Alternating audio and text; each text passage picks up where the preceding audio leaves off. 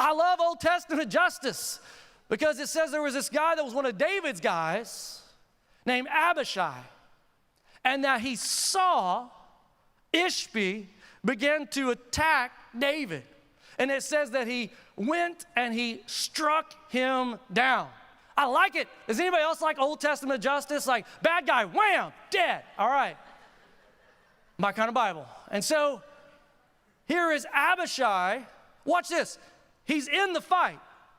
The battle is going on around him, but he's got one eye on the fight, and he's got one eye on his friend. Do you think it's important for us to have friends that will not only fight with us, but when we're weak, they will fight for us? I want to show you this as we wrap up today. Matt, would you come up here? Matt is my opponent.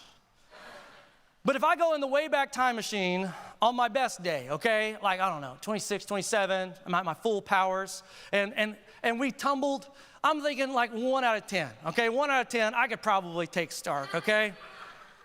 But I'm going to tell you right now, 45-year-old Tim, if we tumbled right now, it would be about 30 seconds, and I would be a little spot that's on this stage right here.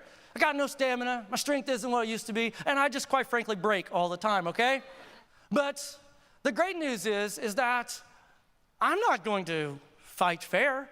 I have some friends that I've invited to join me in this process. And so, my friends, if you would, come help me. Come please, quickly, to the stage. And I wanted us to begin, you just get right there. There you go.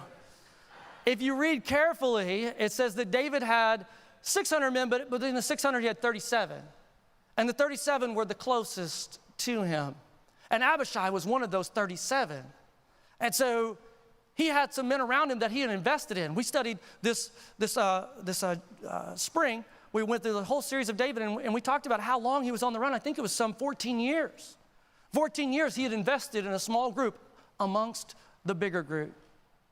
And on that day that he grew tired, on that day that he grew weary, because he had invested in the past, he had community in the present. When he finally faced an opponent that David himself couldn't take down, he wasn't fighting by himself.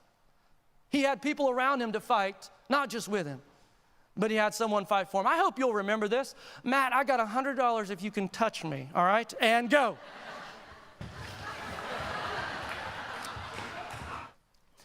If I have this many people, and I promise you, every one of these guys that are standing on this stage, I've lived a little bit of life with.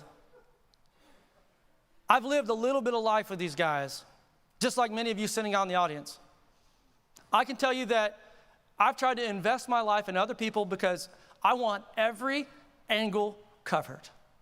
Because I know that I'm not as strong as I used to be. I'm not as fast as I used to be. And there's going to come a day where I can't do what I used to be able to do.